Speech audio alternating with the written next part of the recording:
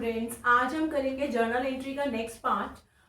Trade discount और cash discount से related कराऊंगी, फिर देखती हूँ कुछ और भी करा सकूंगी तो वो भी कराऊंगी। ठीक है, तो 11th क्लास का चैप्टर नंबर 8 था जर्नल एंट्री का नेक्स्ट पार्ट।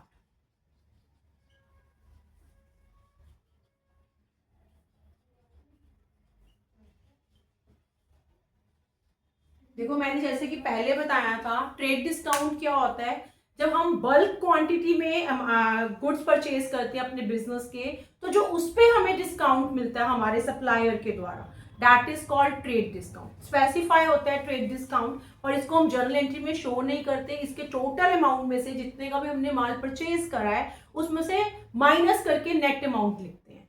या अगर मैं बोल रही हूँ मैंने सेल करा किसी को बल्क क्वांटिटी में, तो जो उस पर मैं ट्रेड डिस्काउंट अलाउ करूंगी, that is basically trade discount. Trade discount means business discount.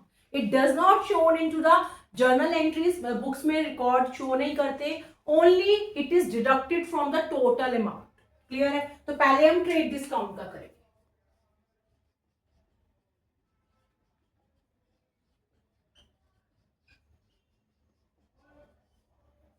Suppose मैंने एक एग्जांपल दे रही हूँ, like goods purchased from Rohit, ₹80,000 कि मैंने गुड्स परचेज करे रोहित से, ठीक है, and he allowed us trade discount at the rate 10%। Clear? अगर हमने गुड्स परचेज करे रोहित से 80,000 के, तो सबसे पहले कौन सी परचेज है? क्रेडिट परचेज है, क्योंकि मैंने बताया था जर्नल एंट्री के फर्स्ट पार्ट में कि व्हेन एवर गुड्स परचेज या गुड्स सोल्ड, किसी पर्सन का नाम दिया हो तो दैट इज क्रेडिट, नाम या क्रेडिट दिया हो। अदरवाइज अगर कैश दिया हो तो that is a cash purchase. अगर मैंने लिखती थी good purchase, nothing is specify, तो ये कैश परचेज होता। But goods purchase from Rohit से हमने माल परचेज किया तो it is a credit purchase. तो 80,000 का मैंने गुड्स परचेज करे, ही अलाउड अस ट्रेड डिस्काउंट 10%। उसने हमें 10% ट्रेड डिस्काउंट दिया। स्पेसिफाई होता है ट्रेड डिस्काउंट 80,000 पे 10%, that is 8,000, it is trade discount. तो 80,000 में से 8,000 हमने ट्रेड डिस्काउंट का माइनस किया, तो हमने नेट अमाउंट उसको कितना पे करेंगे? 72,000। क्लियर? तो इसकी एंट्री क्या बनेगी rule wise? Debit all expenses and losses,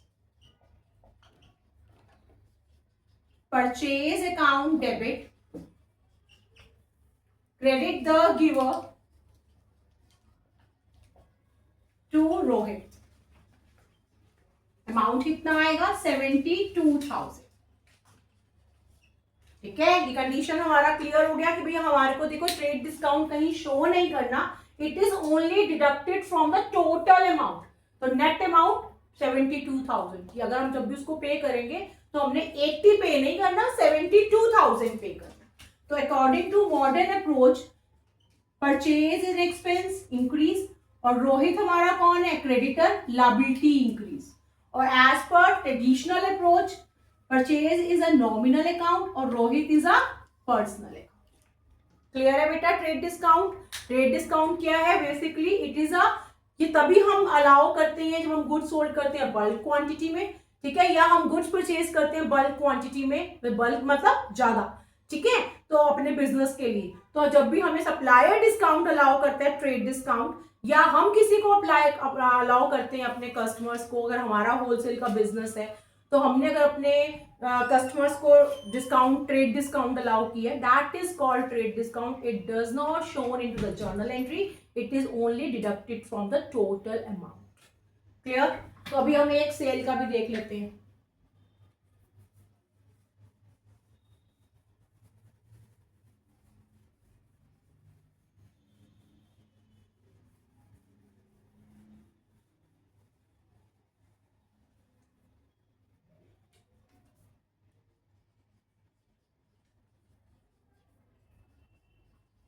मैं बोलू गुड्स सोल्ड ₹1,00,000, ठीक है, and trade discount at the rate 5%। अब गुड सोल्ड, तो it is a cash cell, ना किसी का नाम दिया है ना क्रेडिट दिया, तो it is a cash cell.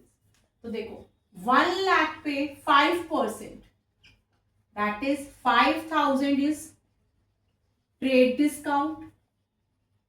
तो हमें कैश कितना आएगा बेटा, 95,000, 5,000 डिडक्टेड। तो एंट्री क्या बनेगी, debit what comes in, cash account debit, credit all incomes and gains to sales account, 95,000। ठीक है, टोटल अमाउंट में से माइनस करके नेट अमाउंट।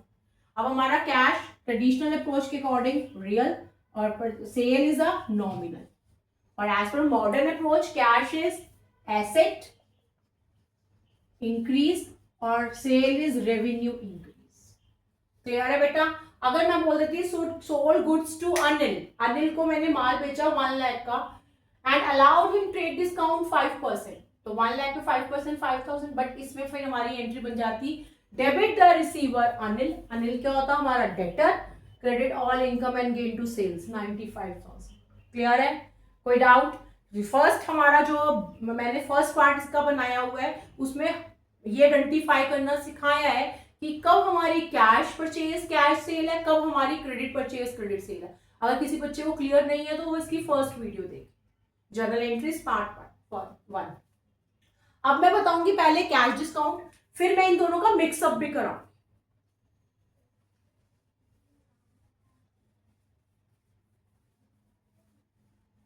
बच्चों कैश डिस्काउंट जो कि नाम से ही पता चल रहा है कि whenever the settlement takes place means whenever we paid cash या receive cash, उस टाइम पे हम डिस्काउंट, अगर हमने कैश रिसीव करा है तो हम डिस्काउंट अलाउ करेंगे, और जब हमने कैश पे करा है तो हम डिस्काउंट रिसीव करेंगे। तो at the time of payment मतलब settlement is take place, then cash discount is considered in this case. तो कैश डिस्काउंट के अंदर बेटा हमारी दो चीजें हैं, डिस्काउंट अलाउड, डिस्काउंट रिसीव, और दोनों ही ट्रेडिशनल अप्रोच के अकॉर्डिंग हमारी नॉमिनल अकाउंट। ये हमारा होता है debit all expenses and losses, और ये हमारा होता है credit all incomes and gains. According to modern approach जो डिस्काउंट अलाउड है ये हमारा क्या है, एक्सपेंस इंक्रीज, और according to modern approach discount receive हमारा क्या है, रेवेन्यू इंक्रीज। क्लियर है, ये तुम्हारा साथ साथ एक टेबल साथ साथ हो रहा है जो हमारा rule of debit and credit chapter number 6 जो हम कर चुके हैं, बट मैं उसमें जर्नल एंट्री में इसको अप्लाई करना सिखा रही हूँ। देखो अगर इसकी वेरी फर्स्ट ट्रांजेक्शन लाइक मैंने बोला कैश पे टू अमित, अमित को मैंने कैश पे करा, सपोज करो 9,800 इन फुल सेटलमेंट ऑफ ₹10,000, कि मैंने अमित को कैश पे करा 9,800 इन फुल सेटलमेंट ऑफ ₹10,000। देना कितना था, 10,000, दे कितना रही हूं, 9,800। क्लियर। तो अगर एक बात बताओ, मोहित इसका sorry Amit is my creditor, कि अमित मेरा क्रेडिटर था ना, इसका मतलब कि मैंने उसको दे रही हूँ कैश जो, तो मैं पेमेंट कर रही हूँ, पेमेंट करनी मेरे को उसके अकाउंट में शो कर रहा था मेरे यहाँ पर कि मैंने उसको 10,000 देना है। ठीक है, मैं उसको 9,800 दे रही हूँ फुल सेटलमेंट, और डिस्काउंट जो होता है वो दोनों पार्टीज की एग्री पे होता है। ठीक है, सेटलमेंट तभी होगी अगर मैंने बोला कि मैं तेरे को 200 रुपीज कम दूंगी, अगर दूसरा बंदा जो लेने वाला है जो हमारा क्रेडिटर है इसमें जैसे अमित है, अगर वो एग्री होगा तभी डिस्काउंट मैंने रिसीव करा, उसने मुझे अलाउ किया।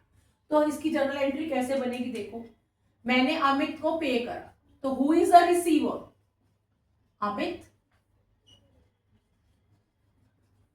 अमित डेबिट 10,000। अब तुम्हारे माइंड में बच्चों ये क्वेश्चन होगा कि हमने उसको पे तो 9,800 किया है, हम 10,000 से डेबिट क्यों कर रहे हैं बेटा, क्योंकि उसके अकाउंट पे अगर हमने उसको देना 10,000 है, अगर मैं 9800 से डेबिट करूंगी तो उसका अकाउंट तो अभी भी स्टिल शो करेगा कि मैंने उसको 200 देना है, बट हमारा ये 10,000 के लिए सेटलमेंट हो चुकी है, तो उसका 10,000 हमारी लायबिलिटी कम हो रही है।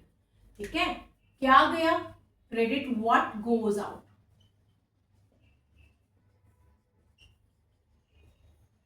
टू कैश 9800, कैश इतना गया। अब हमें 200 का क्या हो रहा है फायदा, हमने डिस्काउंट रिसीव किया, तो credit all income and gains to discount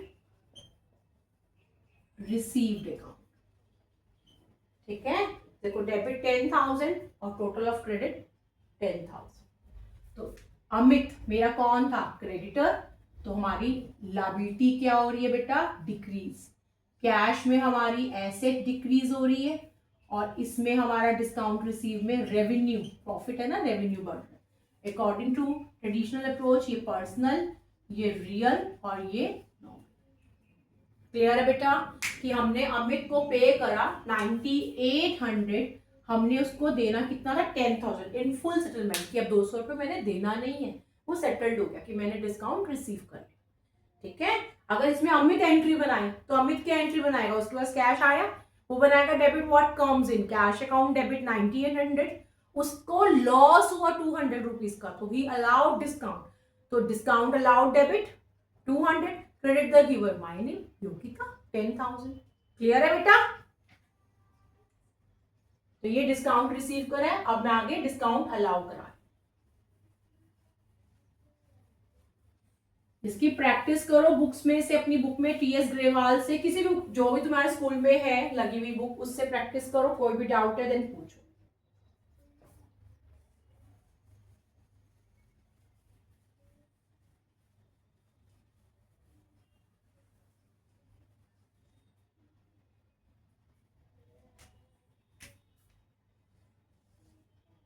मैंने बोला cash received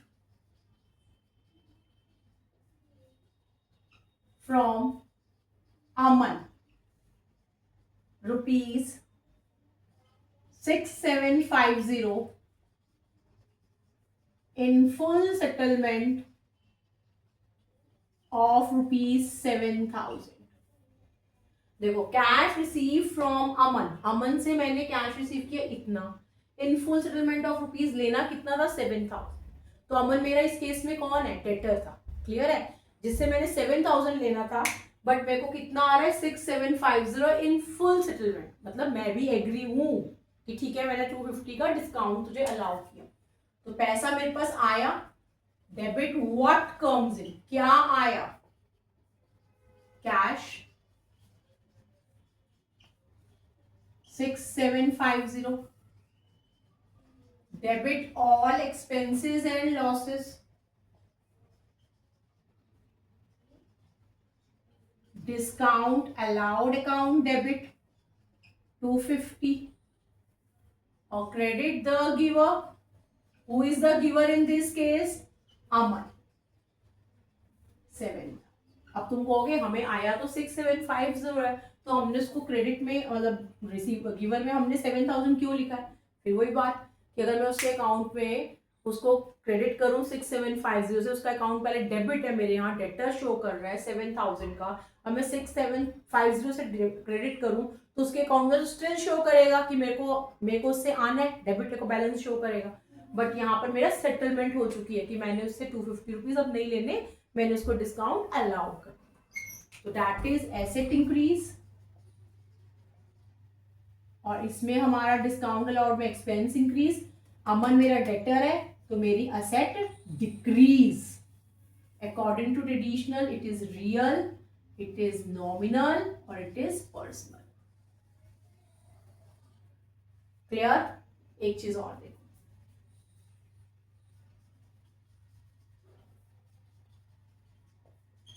check paid by Sumit, Sumit ने चेक पे करा, तो इसका मतलब चेक मेरे पास आया ₹8500। अगर सुमित ने मुझे पे करा तो मेरे पास चेक आया, ठीक है, एंड ही रिसीव डिस्काउंट 200, उसने डिस्काउंट रिसीव करा। Cheque paid by Sumit, Sumit ने चेक पे किया तो चेक मेरे पास आया, तो सुमित मेरा कौन है? डेटर। ही रिसीव डिस्काउंट या डिस्काउंट रिसीव्ड कितना? 200, उसने डिस्काउंट रिसीव किया तो मैंने डिस्काउंट अलाउ किया। देखो बेटा, जब भी मेरे पास कैश आए या चेक आए और डिस्काउंट का केस हो तो नेचुरली हम डिस्काउंट अलाउ ही करेंगे, और जब भी मैं पे करूंगी, पेमेंट करूंगी, तो उस केस में अगर जब भी फुल सेटलमेंट या सेटल्ड है तो मैंने डिस्काउंट रिसीव ही करा। क्लियर है? तो देखो इसमें क्या बनेगा? Debit the receiver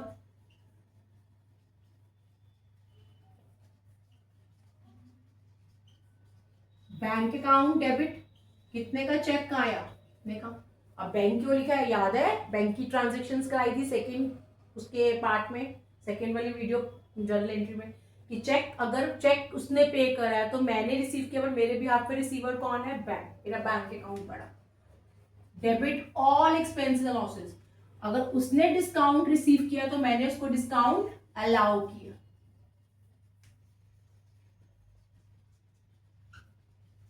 discount allowed account debit 200,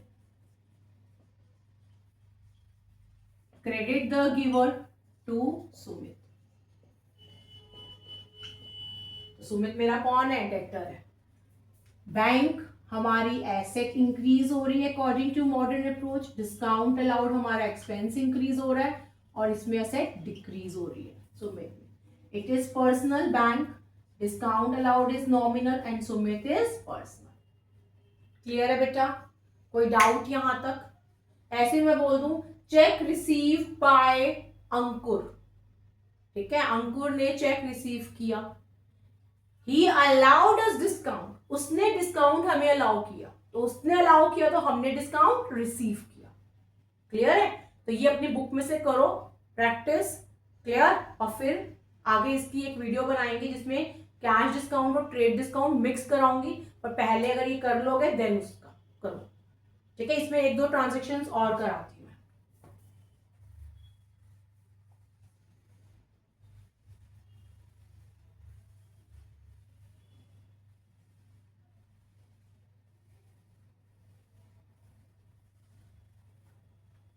देखो, अगर मैंने बोला goods sold to Ankit, Ankit को मैंने 8000 का माल बेचा, तो बच्चा ये कौन सी सेल है? क्रेडिट सेल, क्योंकि गुड्स सोल्ड टू अंकित नाम दिए, ठीक है, मैंने अंकित से पैसा लेना है, तो इसकी एंट्री क्या बनेगी? मैं बिना रूल के करा रही हूँ, मैं बहुत बार करा चुकी हूँ, तो बोलूंगी, देन अगर आपको लिखना हो तो वीडियो सुन के आप लिख सकते हो नोट्स में। Goods sold to Ankit, Ankit को मैंने माल बेचा, debit the receiver, Ankit debit, credit all income and gain to sales account, personal nominal, sale is nominal according to modern approach, asset increase हो रही है, सेल में हमारी रेवेन्यू इंक्रीज हो रही है। ऐसे मैं बोलूं goods purchase from Rahul, Rahul से मैंने माल परचेज किया, सपोज करो 6000 का, जर्नल क्या बनेगी?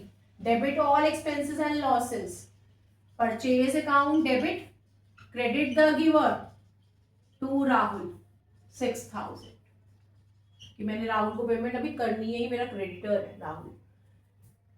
According to traditional approach purchase is nominal और राहुल इज पर्सनल अकाउंट, और हमारा एक्सपेंस इंक्रीज हो रहा है मॉडर्न अप्रोच में, और इसमें हमारी कौन है? हमारा राहुल क्रेडिटर, हमारी लायबिलिटी इंक्रीज हो रही। ठीक है? अब मैं इसी में थोड़ा एक चीज बताऊंगी जो बुक में भी होती है। ये तो हो गया, ये क्रेडिट सेल हो गया, ये क्रेडिट परचेज हो गया। अब एक ट्रांजेक्शन मैंने दे दी, cash received from Ankit rupees 7900 in full settlement. बेटा ध्यान दो इधर, देखो cash receive from Ankit, Ankit से मैंने कैश रिसीव किया 7900 इन फुल सेटलमेंट। अब तुम कहोगे 7900 तो मैंने रिसीव कर लिया, लेना कितना था? ठीक है, तो that means this entry is linked with this.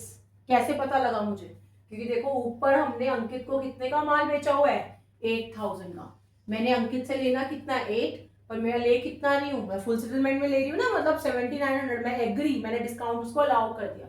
Entry क्या बनेगी, debit what comes in, cash account debit 7900, debit all expenses and losses, discount allowed account debit 100, credit the giver to Ankit 8000। ठीक है, it is linked with this entry. ठीक है, तो ये हमारा real, ये नॉमिनल और दिस इज पर्सनल। आप देखो कैश एसेट इंक्रीज हो रही है, नॉमिनल है ये हमारा, मतलब डिस्काउंट अलाउड एक्सपेंस इंक्रीज हो रहा है, और अंकित हमारा कौन था, डेटर, तो हमारी एसेट डिक्रीज हो रही है। देखो अगला, ऐसे में बोलूं, कैश पे टू राहुल, राहुल को मैंने कैश पे किया ₹6800 इन फुल सेटलमेंट। आप देखो राहुल को मैंने पे करा 6800 इन फुल सेटलमेंट, देना कितना था, तो ये ट्रांजेक्शन बेटा इससे लिंक्ड है। ठीक है, देखो जो हमारी 6th वाली इट इज लिंक्ड विद 4 और जो 7th वाली इट इज लिंक्ड विद 5। तो मैंने राहुल को पे करा, तो who is the receiver, Rahul. Rahul को मैंने देना कितना था, 6000 देना था ना, 5800 दिया, 6000 देना था, debit the receiver Rahul 6000, credit what goes out, क्या गया मेरे पास से, cash 5800, credit all income and gain to discount received 200। ठीक है, it is linked with 5th number. तो देखो Rahul personal, cash is real और डिस्काउंट रिसीव्ड इज नॉन। और राहुल हमारा क्या था, कौन था हमारा राहुल, क्रेडिटर, लायबिलिटी, लायबिलिटी क्या हो रही है, डिक्रीज, क्योंकि हम पेमेंट कर दी। ठीक है, कैश एसेट होती है, एसेट डिक्रीज, और डिस्काउंट रिसीव हमारे लिए क्या है, रेवेन्यू इंक्रीज। क्लियर है, तो ये तुम्हारा मैंने आज कराया है ट्रेड डिस्काउंट और cash discount. Clear, trade discount का अलग से कराया है, कैश डिस्काउंट का अलग से कराया है। अब मैं हो सकता है कल तक एक वीडियो डालूंगी जिसमें मैं कैश डिस्काउंट और ट्रेड डिस्काउंट मिक्स अप कराऊं। क्लियर है, पहले इतना करो, उसकी प्रैक्टिस करो, देन हम मिक्स करेंगे। और मिक्स काफी इंपॉर्टेंट है, बच्चे कॉम्प्लिकेटेड थोड़ा सा होता है, वर्किंग मेन है उसकी, और उसमें बच्चे गलतियां भी करते हैं। ठीक है, थैंक यू सो मच।